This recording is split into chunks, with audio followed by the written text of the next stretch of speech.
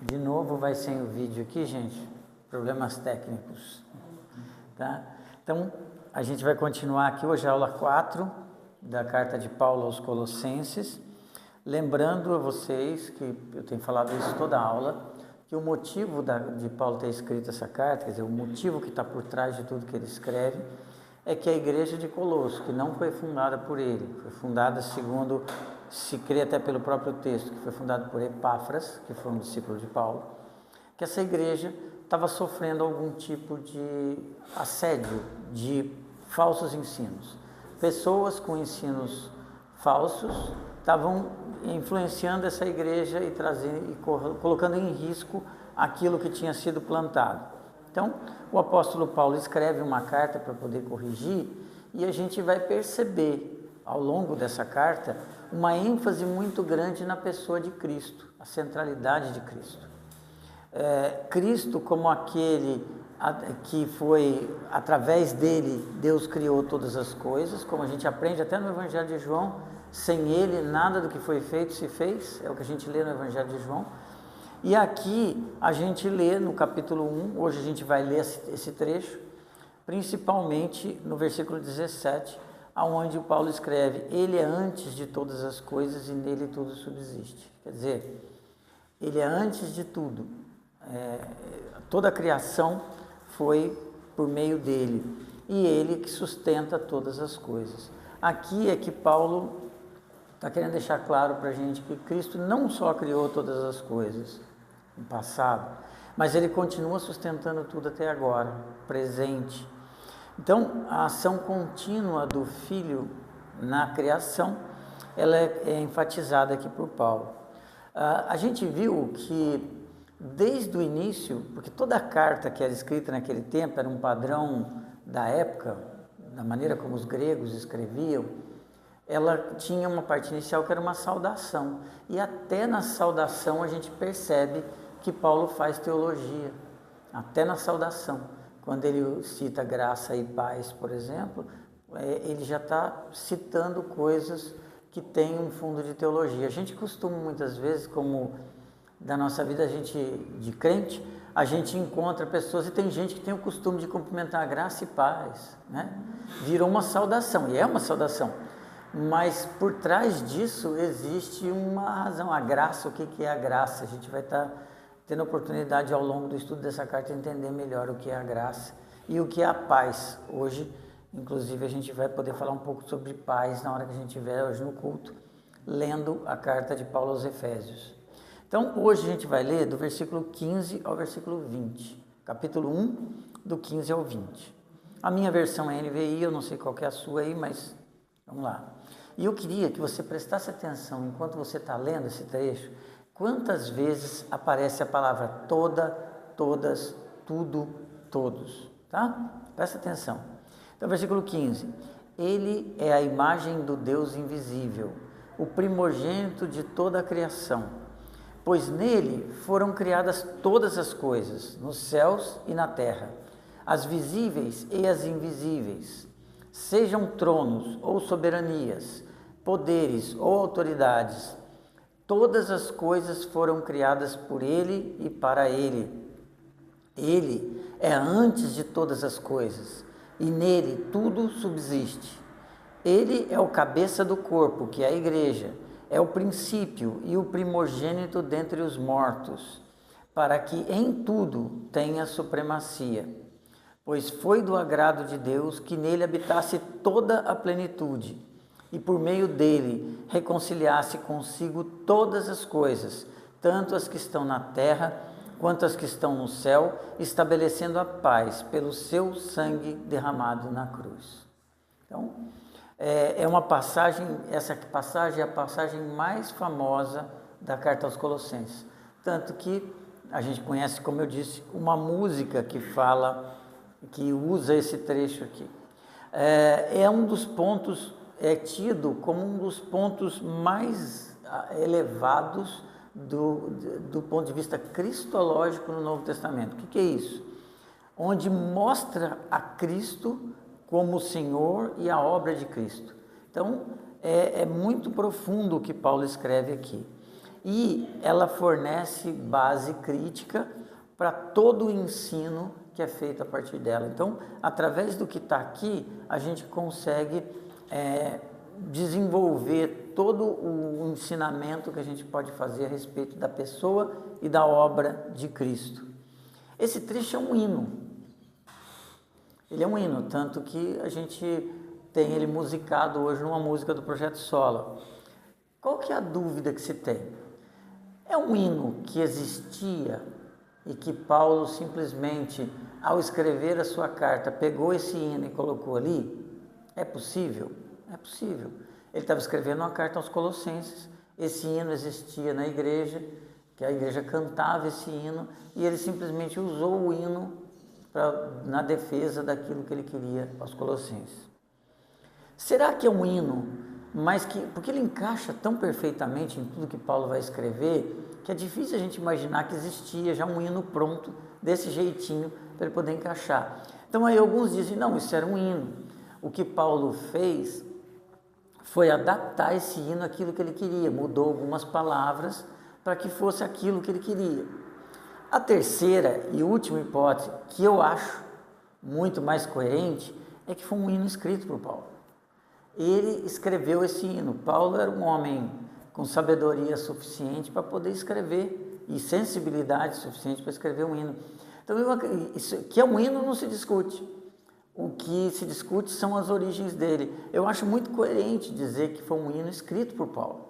Quando ele foi escrever essa carta, ele escreveu esse hino, e esse hino está colocado aqui e é cantado até hoje. Isso não é algo que influencie tanto naquilo que a gente quer aprender.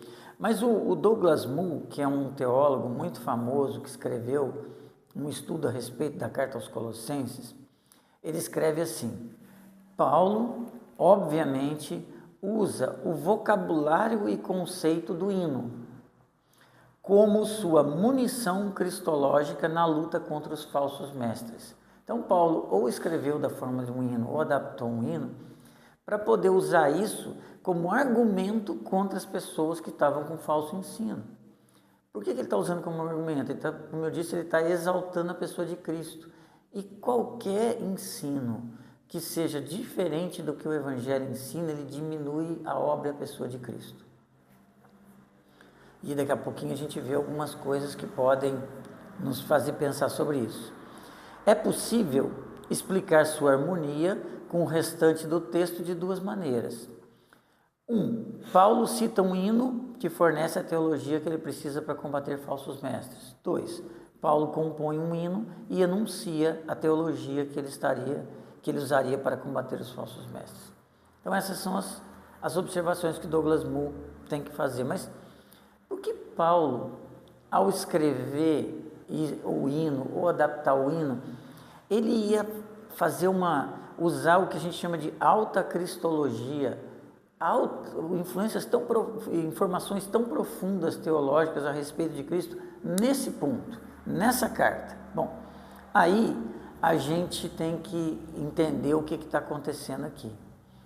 Essa cristologia, esse estudo a respeito de Cristo, ele serve na carta de Paulo como um propósito maior de apresentar Cristo como único instrumento por meio do qual Deus criou o universo. Dá uma olhadinha no capítulo, aí no versículo 15 a 17, por exemplo. Está dizendo que todas as coisas foram criadas, tudo foi criado. Por isso que eu falei para vocês prestarem atenção, enquanto às vezes aparece tudo. Então, Deus, por meio dele, Deus criou todas as coisas. De novo, isso é coerente com o ensino do Evangelho de João. Lembra lá no Evangelho de João, no princípio era o Verbo e o Verbo era Deus. Todas as coisas foram feitas por meio dele, e sem ele, nada do que foi feito se fez. Então, o ensino que Paulo está trazendo aqui é um ensino que é base do Evangelho. Por meio de Cristo, Deus criou todas as coisas. Agora, também por meio de Cristo, Deus está pacificando o Evangelho, pacificando o universo. Veja isso do versículo 18 ao versículo 20.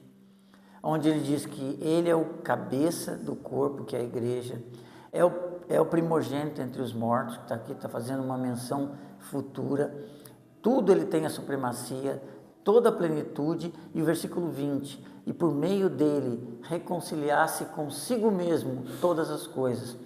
Quando está falando todas as coisas aqui, são todas as coisas. Cristo, Deus através de Cristo está reunindo todas as coisas, está refazendo todas as coisas, através das pessoas, dos relacionamentos, da natureza, de todas as coisas. Nossa, mas está tudo piorando, as famílias estão, sim, o mundo caminha, sem Cristo caminha para isso, para a destruição da natureza, para a destruição dos relacionamentos, para a destruição das pessoas. Mas a presença de Cristo na vida das pessoas tem transformado. E é aqui que a gente tem que entender o chamado que a gente tem. A gente tem um chamado de Deus para poder ser luz nesse mundo, o que significa que nós temos que ter a nossa transformação em Cristo para que a gente possa, através dessa transformação, levar onde quer que a gente vá essa luz, essa transformação. O nosso relacionamento com Deus tem que mudar, o nosso relacionamento com o outro tem que mudar, o nosso relacionamento com a natureza tem que mudar. A salvação não é simplesmente estou salvo e acabou. Então isso tem que transformar a maneira como eu olho tudo que está na minha volta. Por isso é que Paulo faz essa defesa aqui. Nós não sabemos qual que era o ensino falso que estava sendo dado ali para os colossenses. Ele não menciona claramente. Mas uma coisa fica clara, qualquer que fosse esse ensinamento falso, era um ensinamento que questionava o papel exclusivo de Cristo para promover crescimento e segurança espiritual para a pessoa e para o universo. Então estava sendo atacada a pessoa de Cristo. Você fala, mas isso hoje em dia não tem? Tem muito. Por exemplo, se eu trago para você um ensino que diz que você vai tudo aquilo que a sua salvação depende daquilo que você faz. Então a salvação é por obras. Eu fizer boas obras, eu serei salvo.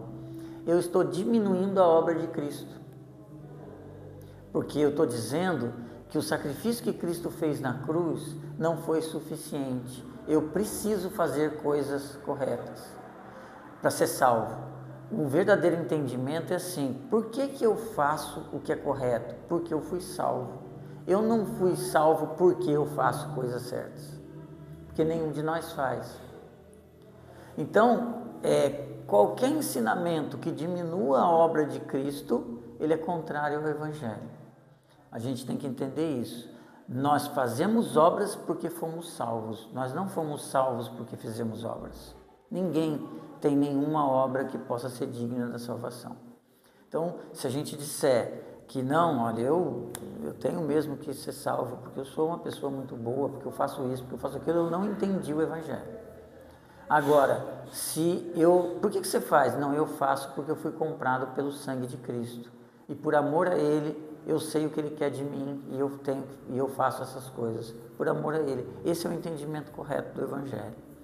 Então, qualquer que fosse um ensino ali, ele tinha alguma coisa a ver com isso. E como a gente estava num lugar onde tinha judeu, onde tinha grego, onde tinha romano, e tinha os ensinos judaicos, tinha os ensinos de espiritualidade dos gregos, de sabedoria, de misticismo, talvez isso tivesse ligação com essas coisas todas. Quer dizer, algum desses ensinos estava influenciando a diminuir a obra de Cristo. Por isso que Paulo vai enfatizar tanto a obra de Cristo.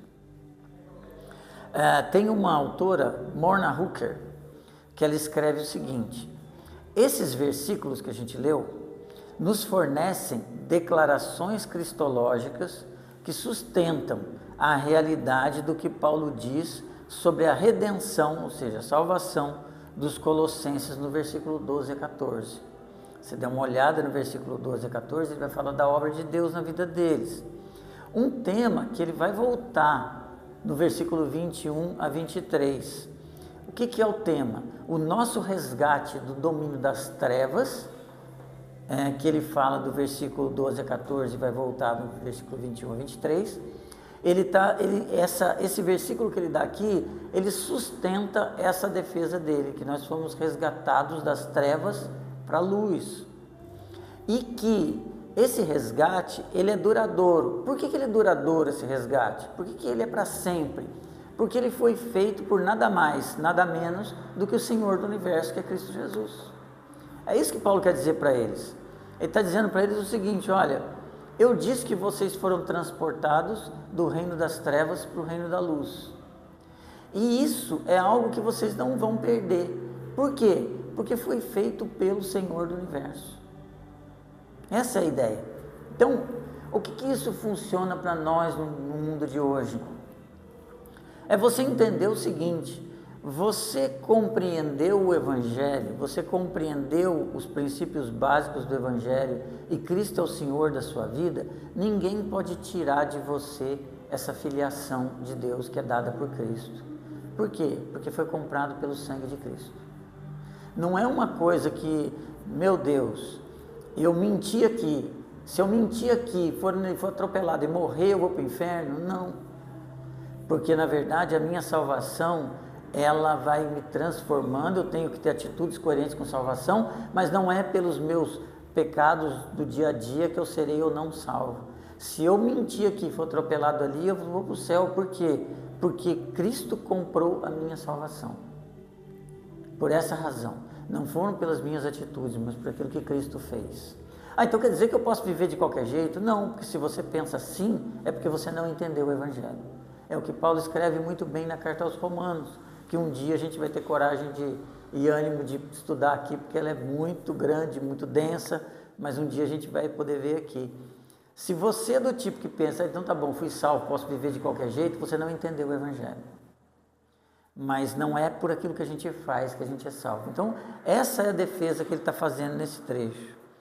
Veja só o versículo 15, pegando agora versículo por versículo. Ele escreve o seguinte: ele é a imagem do Deus invisível, o primogênito de toda a criação. Aqui teria no original, entre esse ele e o teria assim: ele que é a imagem do Deus invisível, o primogênito de toda a criação. É interessante porque essa palavra imagem que aparece aqui é uma imagem que é uma coisa muito profunda, que não vamos nem entrar aqui em toda a profundidade dela. Essa palavra é uma palavra grega eikon. A tradução dessa palavra seria algo que parece ou representa alguma outra coisa. Até aí tudo bem. Se eu falar para você, essa foto aqui é a sua imagem, você vai falar, então essa é a imagem porque ou parece comigo ou representa a minha pessoa. Então isso é imagem. Agora, imagem na Bíblia tem uma profundidade muito grande. É o termo, por exemplo, que é usado no Antigo Testamento, quando Nabucodonosor levantou aquela estátua, lá no livro de Daniel, e aquela estátua ela recebia a denominação de eikon, porque era a imagem dele. Quando Jesus estava no Evangelho de Mateus, foi cobrado dele imposto, falaram para ele, nós devemos não pagar imposto, e ele pergunta, qual é a imagem que está nessa moeda? Ele falaram, é de César. Dá a César o que é de César, a Deus o que é de Deus. A palavra imagem que ele fala ali, eikon. Então, imagem, representa alguma coisa. Agora, olha aí do versículo 12 ao 14. Dando graças ao Pai, que nos tornou digno de participar da herança dos santos no reino da luz. Pois Ele nos resgatou do domínio das trevas e nos transportou para o reino do Seu Filho amado, em quem temos a redenção, a saber, o perdão dos pecados, ok? Aí você pega aqui a palavra eikon e você volta lá para o Antigo Testamento, lá para o Gênesis. É a palavra que aparece no capítulo 1, versículo 26 a 28 de Gênesis. Enquanto Deus criou todas as coisas, Ele façamos o homem à nossa imagem. Então a palavra imagem, ela tem uma importância muito grande. ela aparece na criação, em Gênesis 1, 26 a 28, ela aparece também em Gênesis capítulo 5, versículo 1, e ela aparece em outros textos usados por Paulo. Alguém pode ler para mim 1 Coríntios 11, 7?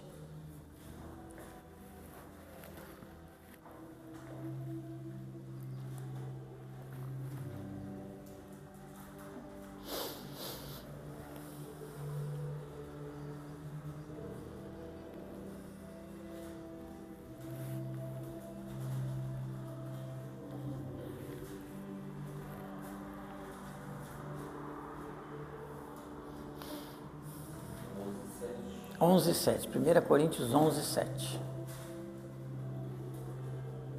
O varão, pois, não deve cobrir a cabeça, porque é a imagem e a glória de Deus, mas mulher é a glória do varão.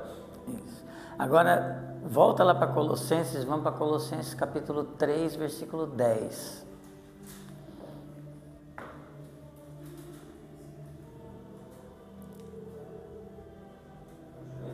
Pode. Vós vestistes do novo que se renova, para o conhecimento segundo a imagem daquele que o criou. Então você veja que esses textos estão mostrando que nós somos imagem daquele que nos criou, certo? Lá em Gênesis capítulo 1, versículo 28, Deus disse: façamos o homem à nossa imagem. Então está dizendo que a obra criada é a imagem daquele que criou. Quem criou? O próprio Cristo. Então, agora, Maurício, lê para mim 2 Coríntios 4, 4.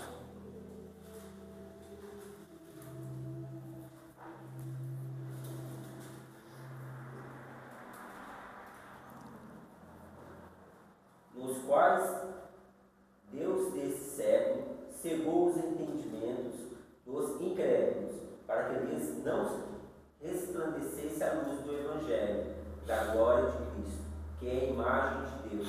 Ou seja, o que esse texto, então, quando ele escreve aqui, no texto que a gente leu, que ele é a imagem do Deus invisível, a própria Bíblia diz que que Deus é Espírito e ele não foi visto, né? Ninguém nunca viu a Deus.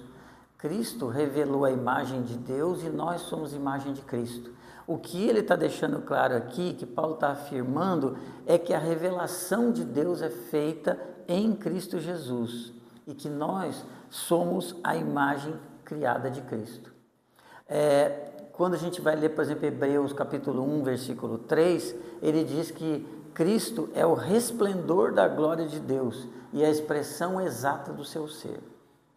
Então, o que ele está ensinando para a gente com esse texto, quando ele diz que ele é a imagem do Deus invisível e o primogênito de toda a criação, é que nós fomos feitos à imagem de Cristo e ele é a revelação de Deus e da glória de Deus. Quando diz que ele é o primogênito de toda a criação, isso pode ser usado por algumas pessoas que trazem ensinos falsos hoje, por exemplo, como Testemunha de Jeová, para dizer que se ele foi primogênito, significa que ele foi criado primeiro. Então que Cristo ele foi criado e depois todas as coisas foram criadas.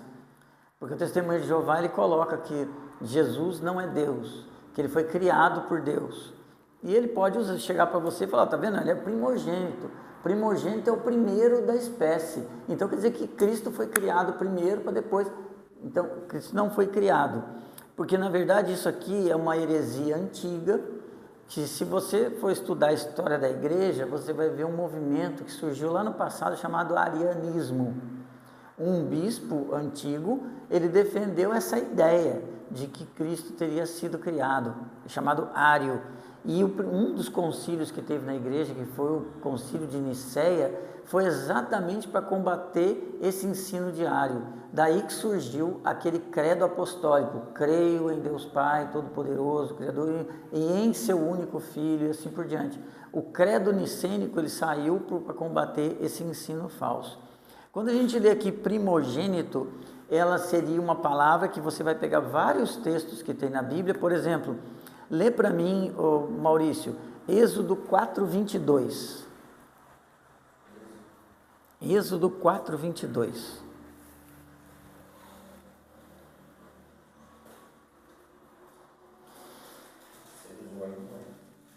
Isso, põe o óculos que ajuda.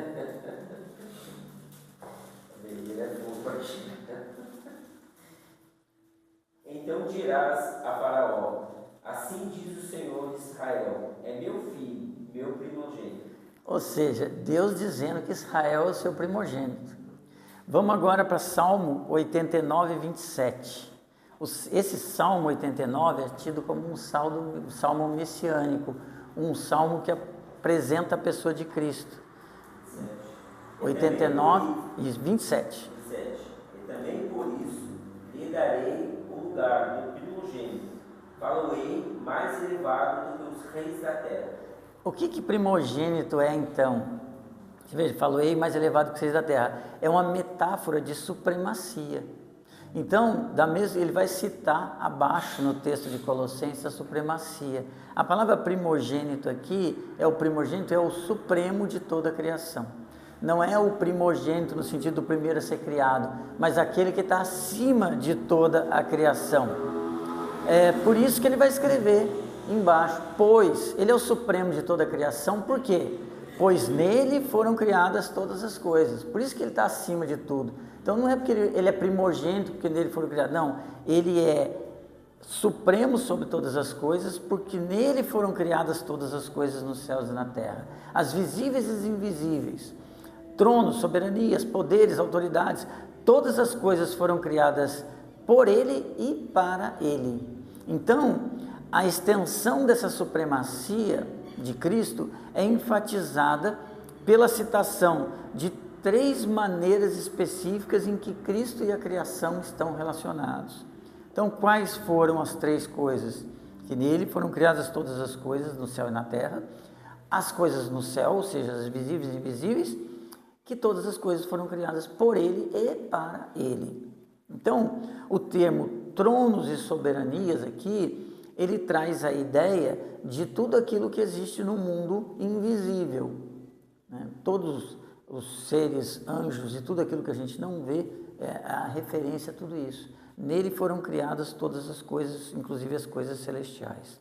Então, muito provavelmente, Paulo está se referindo aqui aos seres espirituais e Cristo é soberano sobre todos eles. Sabe por que é importante a gente saber que Cristo é soberano sobre todas as coisas?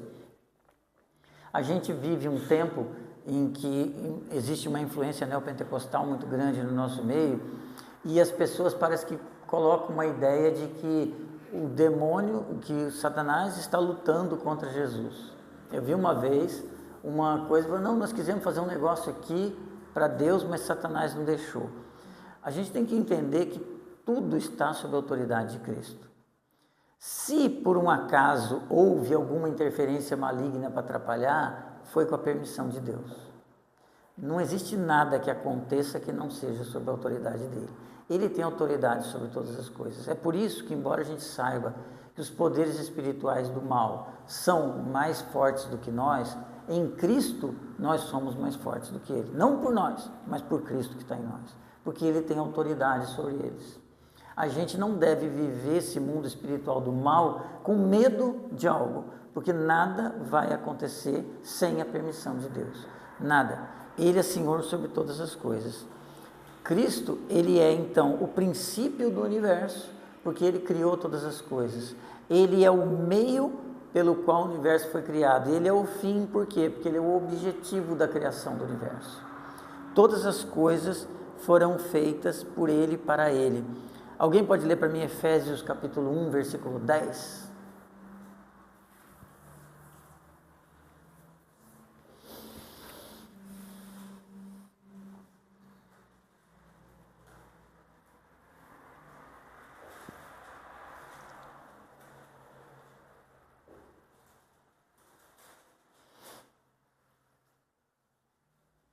De tornar a congregar em Cristo todas as coisas, da dispensação da plenitude dos tempos, tanto que estão nos céus como que estão na terra. Ou seja, ele reuniu em Cristo todas as coisas. Então, ele é o grande, ele é o princípio, o meio e o objetivo final de toda a criação. Aí ele vai então no versículo 17 de Colossenses capítulo 1, dizer que Ele é antes de todas as coisas e nele tudo subsiste. O que mantém o universo coeso não é uma ideia, não é um pensamento ou uma virtude qualquer, uma qualidade qualquer. O que mantém o universo coeso é uma pessoa, a pessoa de Cristo. É Ele que é Senhor sobre todas as coisas. Ele é que sustenta todas as coisas. E faz isso até o momento em que for chegada a hora dele voltar, buscar todos aqueles que são dele e restaurar todas as coisas à perfeição daquilo que Deus criou. No versículo 18, ele diz que ele é o cabeça da igreja. Então, Cristo é o local da unidade e da coerência da igreja. Ele é a fonte do sustento e direção da igreja. Uma igreja que confessa Cristo como Senhor tem que andar segundo o propósito dele. É por isso que não cabe a gente tentar distorcer o que a Bíblia diz para atender às nossas vontades.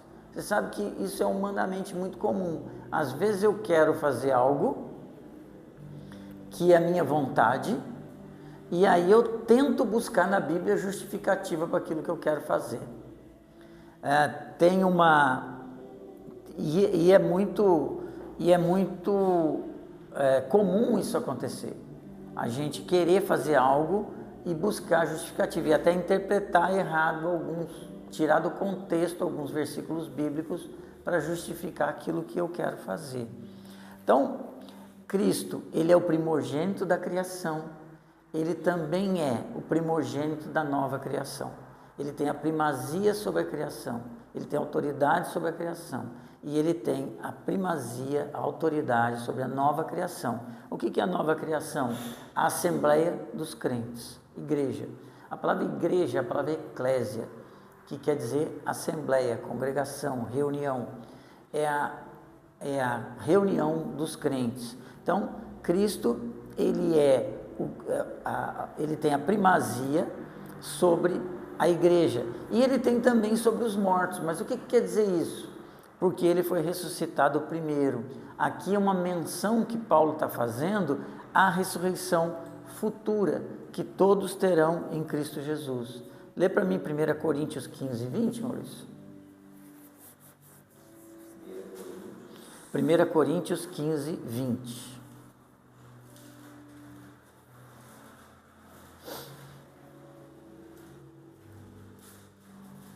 Mas agora Cristo ressuscitou dos mortos e foi feito a primícia dos que o dormem. Então, ele ressuscitou como primeiro, trazendo a nós a esperança, ou seja, esperança aqui não é achar que, esperança no sentido de esperar, nós esperamos que quando Cristo voltar, com toda a sua autoridade, que aqueles que morreram em Cristo serão ressurretos com ele, e aqueles que ainda estiveram vivos terão seu corpo transformado para corpos incorruptíveis e viverão com ele eternamente num reino de perfeição, onde não haverá dor, choro, lamento, nada, não existirá mal, só existirá a plenitude da existência de Cristo em nós. Por isso, vamos ver o que ele diz no versículo 19 de Colossenses 1. Pois foi do agrado de Deus que nele habitasse toda a plenitude.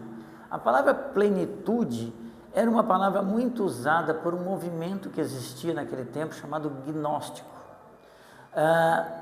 Aqui traz para a gente uma ideia de que talvez os ensinos que estavam acontecendo ali, eles tivessem alguma influência disso, que era um convite feito aos cristãos de experimentar a verdadeira plenitude segundo a filosofia grega. Como eu disse, devia ser uma mistura de falsos ensinos. Por isso Paulo talvez tenha usado essa palavra. Mas toda a plenitude, ou seja, tudo que existe está nele. E aí no versículo 20, e por meio dele reconciliasse consigo todas as coisas. Então, quando Paulo fala aqui da palavra reconciliação de todas as coisas, ele pressupõe que o senhorio de Cristo sobre tudo está rompido. Porque veja, se eu preciso reconciliar, é porque houve uma ruptura. Se eu, por exemplo, alguém chega para mim e fala, olha, vamos conversar aqui que eu vou reconciliar você e o Maurício. Se vai reconciliar é porque tem um afastamento. Então, quando diz que foi por meio dele reconciliar-se consigo mesmo todas as coisas, é porque nós estávamos separados dele. E nós estávamos separados dele pelo pecado. Quando ele pagou o preço pelo pecado na cruz, ele reconciliou todo aquele que crê com ele mesmo. Então, essa é a ideia. E a gente precisava dessa reconciliação. Essa reconciliação significa o retorno da comunhão de pecadores com Deus. Perfeito. Isso foi feito pelo sacrifício de Cristo. Essa é uma doutrina básica da fé. A nossa reconciliação com Deus não é feita por nenhuma outra coisa que não seja pela fé em Cristo. No momento que nós cremos, aquilo que Ele já fez foi suficiente para pagar pela nossa reconciliação. Então, algumas pessoas já usaram esse texto ao longo do tempo para poder defender uma coisa chamada universalismo. Por quê? Bom, não está dito aqui, por meio dele reconciliar-se consigo todas as coisas, então quer dizer, tudo está reconciliando com ele.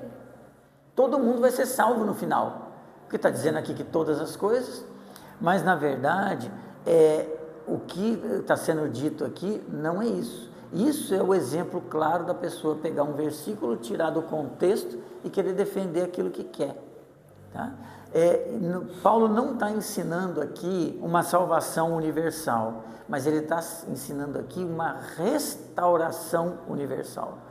Cristo está restaurando todas as coisas, através de quem? Através de mim, através de você. Na medida em que a gente vai sendo santificado, as coisas sendo, através de nós, restauradas. A obra de Cristo na cruz trouxe de volta para Deus toda a criação que estava rebelada contra Ele. Ok? Então, esse é o trecho que a gente vai ficar hoje. Semana que vem a gente termina o capítulo 1. Mas é muito importante a gente entender o que Paulo está passando a ideia para a gente. A gente entender qual é a obra de Cristo na nossa vida, para que a gente possa viver uma vida mais rica na fé, uma vida em que a gente entenda o propósito pelo qual a gente foi chamado, a gente entenda o preço que foi pago pela nossa própria vida e a gente possa viver essa fé com toda a plenitude que ela pode nos trazer. Tá? Semana que vem a gente continua. Hoje a gente tem ceia, é bom a gente terminar um pouquinho mais cedo. Só uma pergunta.